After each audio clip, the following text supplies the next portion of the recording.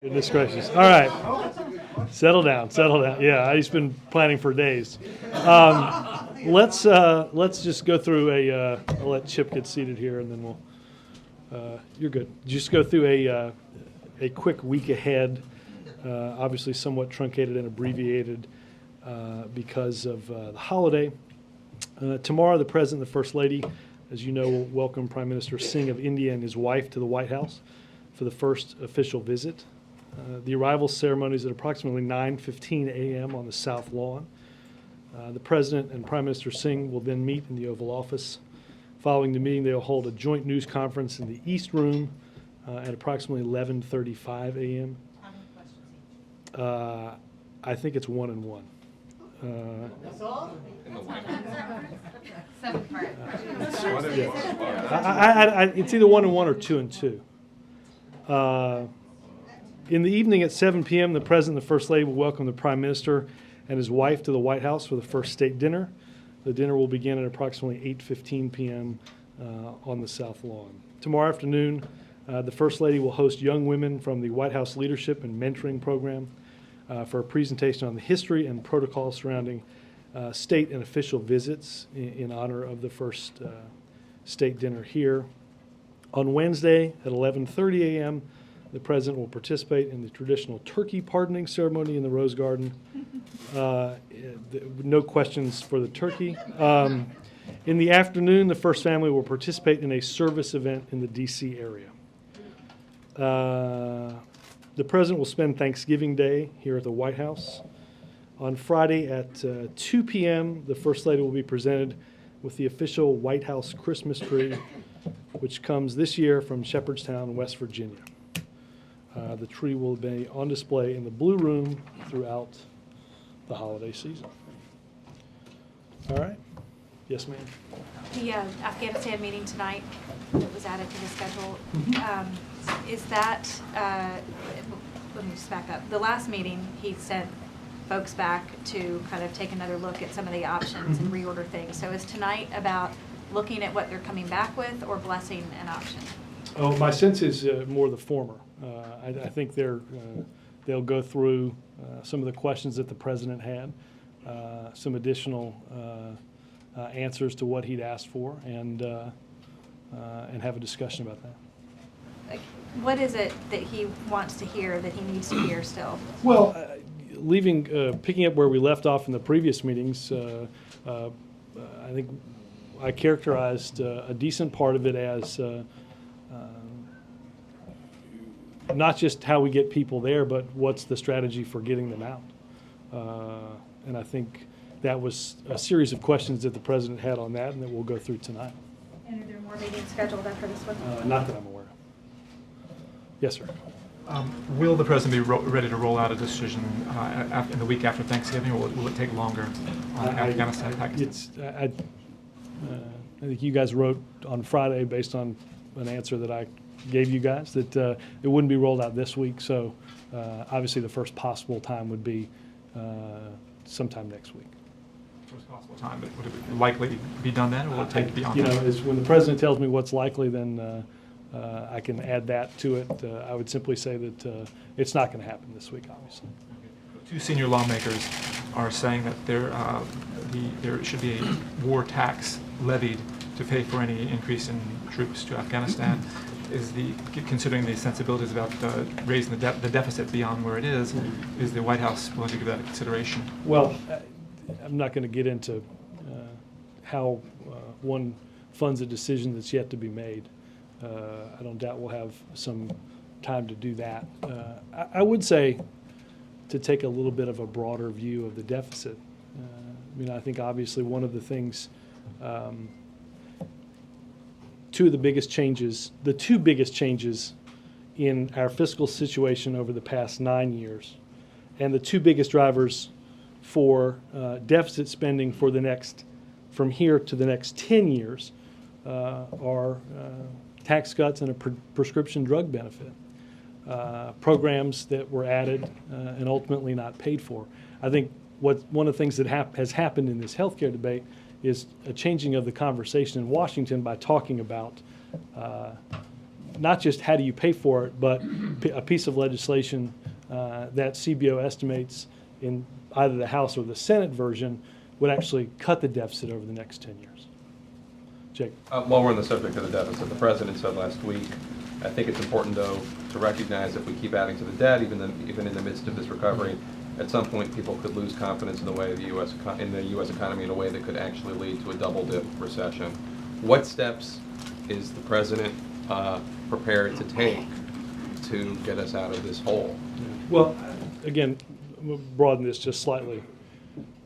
For the entirety of our administration, we've dealt with, in many ways, dual challenges. How do you get the economy back on track?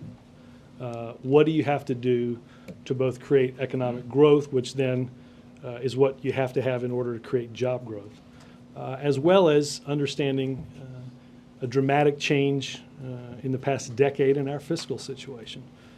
So obviously both of those have to be taken into account. Like I said a second ago, the two biggest drivers were tax cuts and prescription drug benefit programs that weren't paid for. The second biggest driver is a downturn in our economy. So first and foremost, the president will focus on what can be done to get our economy moving again, what can be done to help spur the creation of jobs and continued economic growth.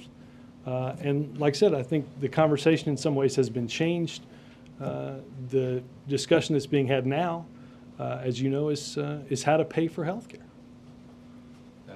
That's not really any major, so the answer to what can be done to get us out of $12 Well, billion first and hole is to foremost- get the economy back in? Well, first and foremost, that's yes, that's a downturn in the economy caused by the recession. A change in tax receipts is first and foremost what can be done. Obviously, there are meetings that continue today in terms of putting the budget together for next year.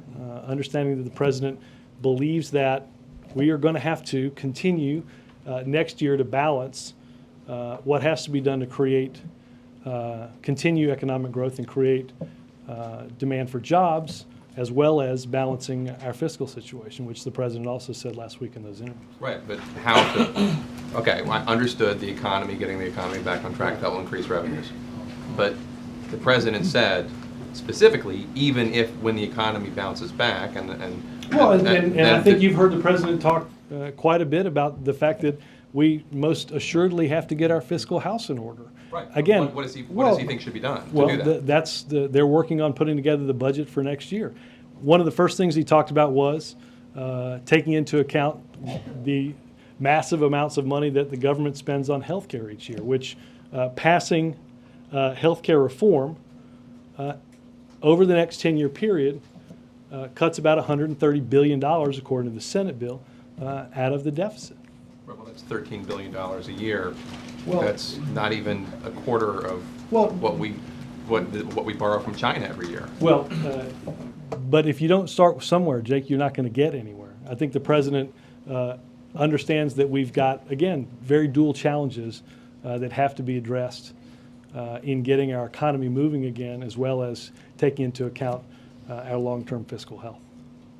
Yes. Just to follow up on the taxing for troops question, as part of the discussions that the president has been holding with his war council, has that issue come up in terms of how to pay? Well, if you increase how to troops? pay for the war, yes. And has taxes No. come up? Taxing They haven't Americans? gotten deeply into the discussions on that. The president did mention in one of the meetings, specifically with the Joint Chiefs, that we had to take into account how much all of this was going to cost over a 5 and 10 year period, and It was that. brought up and should we tax Americans That's for not upper the income? specific proposal that has been talked about in a meeting that I've been in.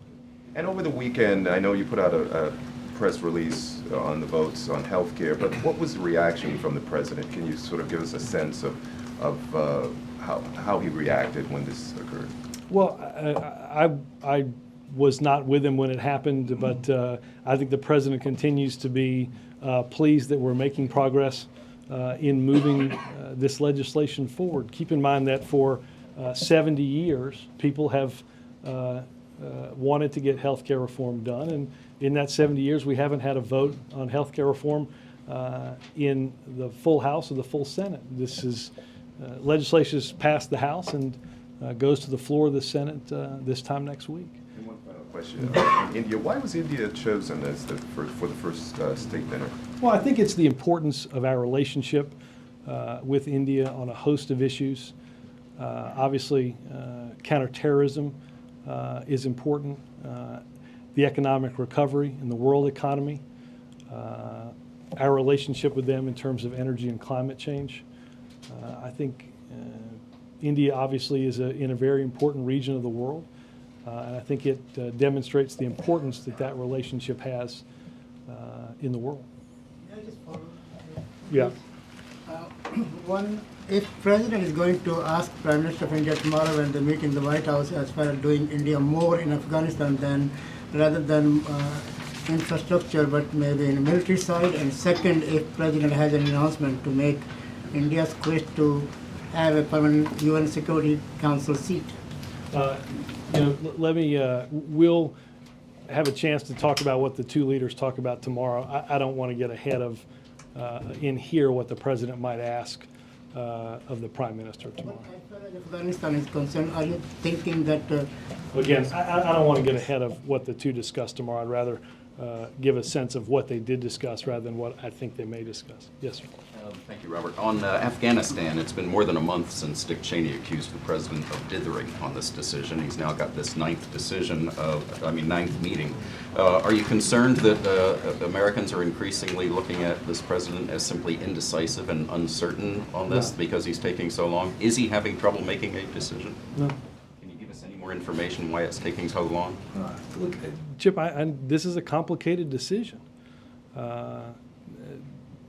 I'm not going to relitigate what we litigated when the former vice president offered his advice previously. There are a series of decisions that have to be made, and the president is working through many of those decisions in order to come to what he believes is the best way forward for our national security. And I think the American people want the president to take the time to get this decision right, rather than to make a hasty decision. Certainly there are a lot of allies out there who are concerned that it does look like indecisiveness and it makes their jobs look more difficult in their roles in Afghanistan. Like, Numerous, I can tell you that there are allies who are very concerned with how long this is taking, and it looks like indecisiveness. yeah, well, maybe you can get back to me. Maybe you can get back to me on some of the specifics of. Well, we don't go around giving our sources to you in the newsroom, but I mean, you certainly have Is heard that these what reports.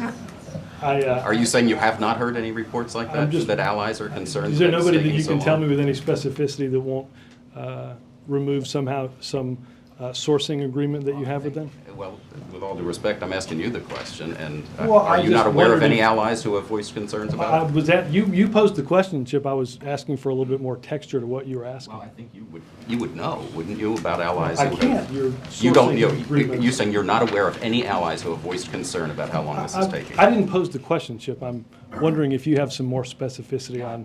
But I'm sure you do too. I mean, it's been... We could play the Jeopardy version of this, or if do you have any more specificity you'd like to add? Well, I don't think I'm going to get an answer on that, so let me try the trip. There are Doesn't appear as a if number I of am either. analysts after the trip saying, even Leslie Gelb, very respected foreign policy analyst, who called this trip amateurish because there was nothing set up deliverable ahead of time that the president could come home with, and he's calling for a shakeup of the foreign policy team.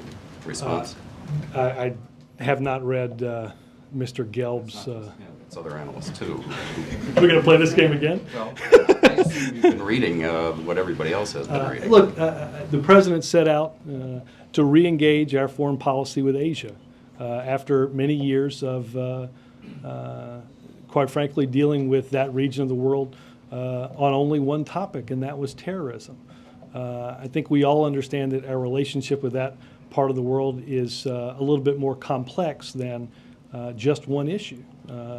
So the president went to Asia to talk about the international economy, to talk about human rights and internet freedom as he did in China, and again, to re-engage our country with that side of the world, and the president is quite pleased with how the trip came out. Shouldn't there have been more homework ahead of time so that he had something to bring home rather than simply re-engaging? Well, we have been absent for quite some time on the world stage. I don't think that you're just all of a sudden going to elect a new president and have thousands of things thrown at your feet to bring back. I think diplomacy takes hard work, Jim.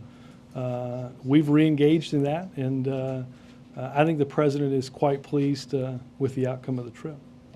Does the president approve of some of the horse trading that went on to get the healthcare vote to the floor? For example, Senator Landry getting the $300 million. I have not talked to him about that. Does the White House feel like anything unseemly about, I mean, kind of paying for this vote? I think that's a better question for members on Capitol Hill. But I mean, this is his key domestic initiative, so I think he takes an interest. We're happy that the progress was made. At any cost. Again, that's better directed to the Senate. Fair enough. Beyond the stimulus, does the White House believe more should be done in terms of government intervention for job creation? Well, Savannah, I think the president and his team are evaluating different policies as to whether they can make a difference in helping to spur job creation. You mentioned the Recovery Act. I think anybody would tell you that before we can create jobs, we have to have economic growth that's on the positive side of the ledger. Last quarter, for the first time in 4 quarters, we actually had positive economic growth. So I think that's a precursor to a more sustained recovery. The team continues to meet and evaluate what proposals in working with Congress might help spur job creation. There's a report that the White House is sort of lukewarm on proposals that are being bandied about by House Democrats. Well, look, we're going to work with members of Congress to try to come up with sensible and reasonable measures that might spur economic growth, and I know those conversations continue. Robert, I have only 2. Only 2, that's all. Don't drop your notebook. No, I won't. Okay. When before in U.S. history has an enemy combatant been tried in civilian court? I don't know what Moussaoui or some of these, or I know both Zachariah Moussaoui and Richard Reed were both tried in federal court. I don't know if their status was enemy combatant. Okay. Regarding Senator Durbin's hope that we can house Guantanamo inmates in an underutilized Illinois state prison, does the White House agree that this would bring badly needed jobs to the area and that this prison could also be used for illegal aliens? On the latter part, I don't know the answer to that. Obviously, on the first part, this was a facility that was built under the auspices of housing prisoners in a town that is in need of economic development. I think there's no doubt that housing prisoners at Thompson would create jobs, and I think it would also help in a big way in closing down Guantanamo. No final decisions on any of that have been made, obviously. Thank you very much. Yes, sir. Robert, if there are no more meetings scheduled after tonight, is today's meeting the one at which he'll lock in a decision? I don't know the answer to that, Mark. It may be tonight, it may be over the course of the next several days. Will there be a readout statement of Yeah. any kind after the meeting? There will be, I think the meeting is scheduled at this point for 8 o'clock, so it's scheduled to go, I think, an hour and a half, but I'd have to relook at my schedule. Would you describe the process? You said it was complicated. Has he anguished through this process? I don't know if he's anguished through this process, Mark. I just think the president understands that there are a lot of different layers to our involvement in Afghanistan, how it relates to the region, what its impact is on our forces, what its impact is on our fiscal situation. I think there are a host of things that go into making the type of decision that the president is working through.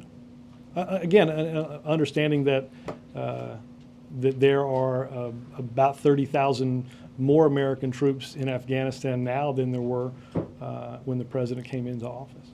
Rodney? You said in response to a couple of questions that people were working on the budget and stuff like that in connection with some of the jobs questions. Should I read into that whatever the White House might be doing over the next few weeks or months won't find its way in No. until a budget? I think that when I was talking about the budget, I was just discussing Jake's question on what has to be done in the long term to deal with the fiscal situation. So there would be some sort of jobs proposal coming out There certainly could be. before the. There certainly could be. And also, what does the president think of Feingold's tax credit for jobs proposal? I don't know what, could you have a little bit more detail? I don't. He proposes giving businesses, small businesses primarily, a tax credit in exchange for jobs created. Look, I think that's one of the ideas that was brought up in with the President's Economic Advisory Board, and I believe that and other proposals are some that are obviously being discussed on Capitol Hill and some inside the White House. The Association of Business Economists came out with a fairly positive economic report today. Does the White House believe that technically the recession is over? Wendell, I'll leave the delineation of when it started and when it's over to a board of economists. On the president's choice of his personal attorney, Gary Bauer, to be White House counsel. Not Gary Bauer. That, my friend, would be some news. That I can tell you I'm certainly unprepared to discuss. Right. I'll send you Bob's number and you can apologize to. Some question about whether Can you Mr. send us Bauer all that has. number, please? Yeah. As if you all don't have it. Yes, sir. His focus having been on election law for the most part. Some critics are saying he doesn't have a broad enough experience in legal matters to take the White House counsel's office. I presume you do not share that opinion. Well, look, I've worked with Bob for probably 8 years. I think many of us have worked with Bob for quite some time.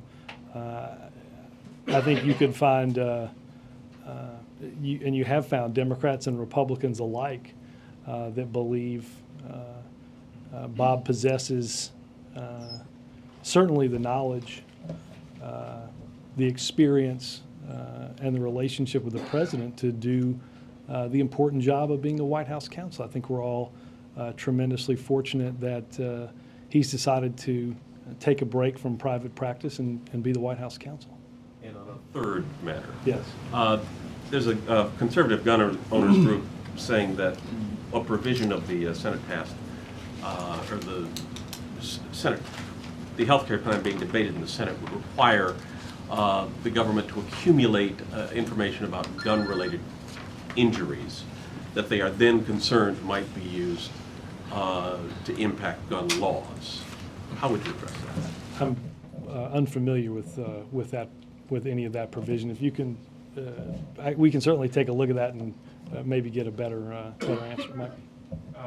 Two things. Robert, do you know if he's planning on talking to the cabinet today about AFPAC and the decision, not necessarily informing them obviously what the decision is, but talking through with them his sort of thinking on that? I don't believe that's extensively on the agenda. I think they're preparing for that now, and I can certainly ask when they come out of that if that was something that's broken. Obviously, some members of the cabinet have been involved in and will be involved later on today in the meetings themselves, and also meet periodically with the president, and that's a discussion that's been had. I don't think that. Let me get a better sense when they come out of the meeting if that was something that was covered. Okay, and then the second thing on TARP, do you guys have a sense of the timing of when you guys plan to make the decision and announce the decision on whether or not to officially extend TARP? And do you have some thoughts about the conversations going on up on the Hill about different ideas of how you folks want to use the money that's left over in that fund? All I know is that I don't have a timeline on the decision. Obviously, those are conversations that some happened late last week with members of the economic team and senators. I assume those conversations will continue, but I don't have a timeline on that. Robert? Yes, Lynn. May I follow up on the question on the India State dinner tomorrow night? Yeah. I'm wondering if you could explain a little about the role of diplomatic entertaining in the Obama White House. I'm sorry, diplomatic. The role of this kind of diplomatic entertaining. People might wonder when they see a black tie dinner, and from everything I hear, what will be a lovely evening in the tent on the South Lawn. What the role of having a party like that is, given that some people might say there's 2 wars and a lot of joblessness going on in the country. Well, Could you just explain why this happens in the way it will unfold? Well, look, again, I think it's, this is a very important relationship with a very important country that we have in the world. That's why India was chosen to be the first visit. I think that's why the White House wanted to have something as formal as this to discuss throughout this process the issues that we have bilaterally. Again, what I talked about in terms of party specifically No, for no, 400 people. I understand. Let me wind through my answer here.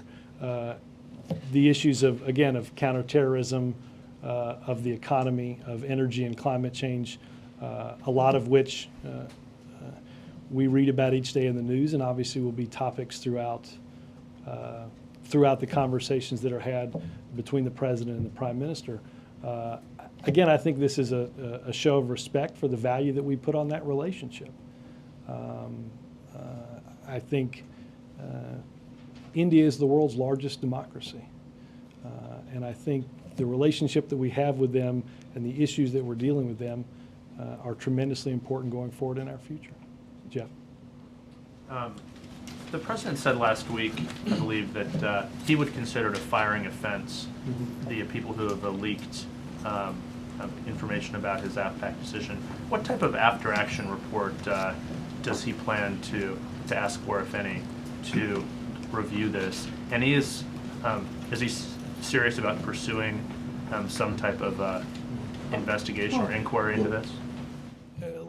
Let me just leave it at this, Jeff. The president has, on a few occasions in meetings like this, talked about the importance of being able to have an open discussion amongst his advisors as part of this process. He reminds people that we have these meetings in the Situation Room and not at a local restaurant because of the importance and the sensitivity of some of the information that's discussed throughout those meetings.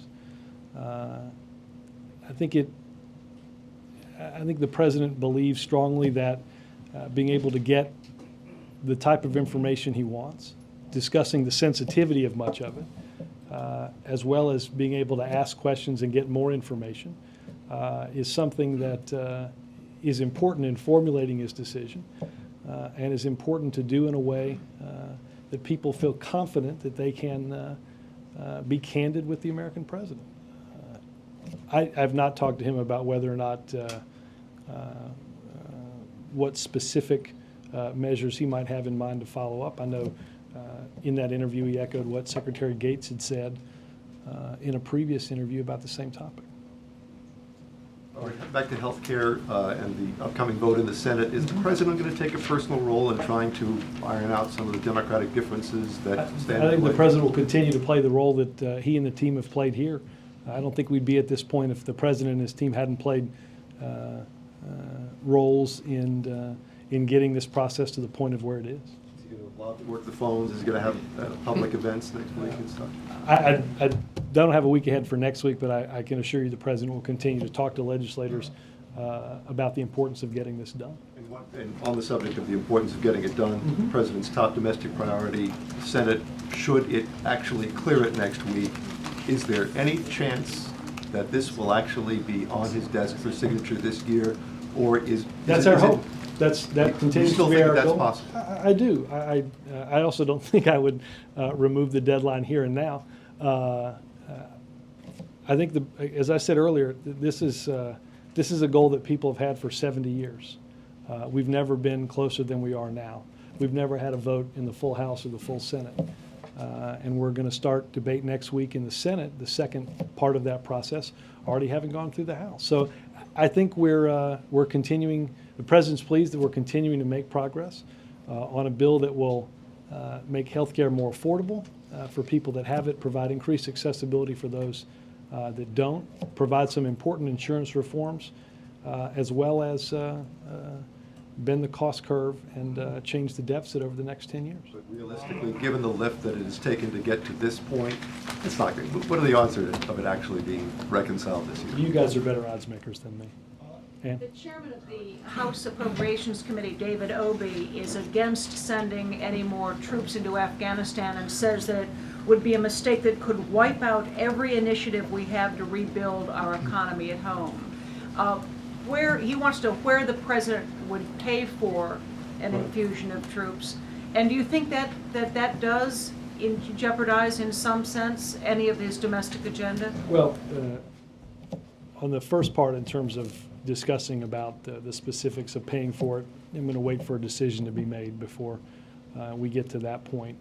Second, look,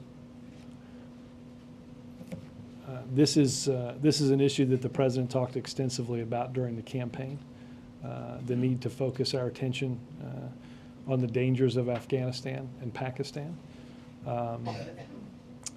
You know, the presidents don't get to decide what issues ultimately get to their desk. I think the president understands that the war in Afghanistan was one that he was always going to have to deal with, and I don't think that dealing with that as an issue threatens the president from also being able to deal with very important issues like the economy, like health care, and many other things that are either part of his agenda or might not be planned but end up on his desk anyway. Peter? Robert, just on the jobs question, does the deficit constrain the scope and ambition of any jobs program, additional jobs program the president might support? Well, again, I would reiterate what you heard the president say in interviews that he did last week, which was in many ways we have dual challenges. In order to deal with the deficit, one of the most important things that we control going forward, or have some input on, I should say, going forward, is an economic recovery. That we shouldn't shy away from doing what needs to be done to continue economic growth and to spur job creation in the future. At the same time, we have, in the medium term and the long term, fiscal issues that have to be dealt with. And the president has had to balance this, in all honesty, Peter, since the very first day of his administration. And I don't doubt that it's a balancing act that will have to continue moving forward. Steve? Just to follow up on Jeff a little bit on this question of whether leaks are a firing offense. Does the president think it's a firing offense only in the Pentagon or in the White House also? I don't think the president would discriminate against where the person sits. Just to be clear, he's made no indication that he wants to find out if anyone committed this. I have not talked to him post that interview about it, so I just haven't gotten any more fulsome answer than what I heard him give in the interview. David. Thanks. On the issue of the Copenhagen Summit, the climate treaty, is the president disappointed that it looks like there won't be any treaty with any binding commitments? Does he feel as if the United States and other nations of the world have failed when the goal was to try to come up with a treaty that actually had binding commitments rather than setting up goals for those down the road? Well, first and foremost, I think that getting a political agreement out of Copenhagen after years and years and years of inaction on clean energy and climate change, the president would view as a very positive development. David, I don't think any of us were under the illusion that, again, having been off the world stage for so long in dealing with this issue and in understanding what it was going to take to get developing nations of the world at the table, that all of these issues might be neatly wrapped up by December of this year. I don't think that has caused the president to not to act. Obviously, the House has taken action The Senate is in the process of moving forward on clean energy and climate change legislation, and I think the president is going to spend his time focusing on what we can get out of Copenhagen in terms of a binding political agreement moving forward. What do you think? Does he have to ramp up his efforts at home here to get something out of the Senate? Well, look, I think the president has certainly spent time on this issue in dealing with members of the Senate, and look, again, go back to my healthcare analogy. We had in an issue that had been something that scientists had talked about for quite some time, is through half of the process in getting the House to agree on a bill. We understand that's not all of what has to happen, but it's certainly a good start after years of not dealing with the issue. April? Robert, understanding the scope of what the president is dealing with these meetings, the severity, dealing with the NSC, dealing with people at the Pentagon, and within his administration. At the end of the day, could this actually happen where the president might say, look, at this time, I choose not to have additional troops stand in Afghanistan? Again, I think there are a plethora of decisions that could ultimately be the outcome of this. I don't want to prejudge what it might be. I will wait for him to make that decision and announce it. Is that a viable? I think there are a lot of different options on the table. Right. Yeah. Yeah. Thanks. Going back to the GAO report last week, the GAO report talked about only 78% or 78% has not been spent out of stimulus money this year, and wanted to ask, first of all, why was it rushed through? Why was what rushed through? The GAO report? No, I'm sorry. The stimulus bill rushed through if 78% of the money was not going to be spent in the first fiscal year. Well, I appreciate the characterization. I can't agree with the fact that the bill was, I don't know how much time we spent discussing it in here. I don't consider that time wasted. And I'll be honest with you, I don't know whether, I assume that the measure that you're looking at is final money that's gone out the door and doesn't include obligated money, which allows, for instance, on a road project, the check might not come until the very end, but that doesn't mean that a contract can't be agreed to, that the money can't be obligated, and that the effects both with the construction company as well as the indirect jobs that are ultimately created as part of that, that money isn't spent. I can get you an updated figure, but I think more than 50% of the money has thus far been obligated. Also, if I could just follow up, with regards to the report, there was talk of nearly 4,000 jobs that showed no dollar amount, or said 50,000 jobs were created, and also in a case where $1 billion was allocated, there were no jobs created. And just reports came in like that. Obviously, that there has been an unprecedented amount of transparency involved in the Recovery Act, unlike we've seen, in all honesty, in any piece of legislation before. In getting, I think, 110,000 awards and contracts on the internet, as we said, there were bound to be some errors. I think what is indisputable, if you ask economists, is has the bill had a positive impact on our economy and our economic growth?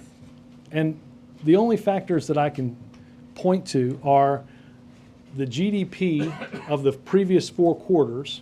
Again, remember the first quarter of this year, we were, I think the revised figure was negative 5.9%, right? The initial estimate for the third quarter of 2009 was plus 3.5%, right? So not even good at math, and I know that that's a pretty big variance in terms of an economy that's contracting, an economy that's growing. A lot of people are rightly concerned about employment in this country. I don't know of an economic model where an economy that is contracting, particularly at a quarterly rate of almost 6%, is adding jobs. In fact, in that period of time, we saw months where 741,000 jobs were being lost. The President and Congress took the necessary action to institute a Recovery Act that has helped spur our economic growth, has led to the first positive economic GDP growth in 4 quarters. And again, you're not going to create jobs in this economy in a scenario with negative job growth. We're on the road to that recovery through this plan. Thank you.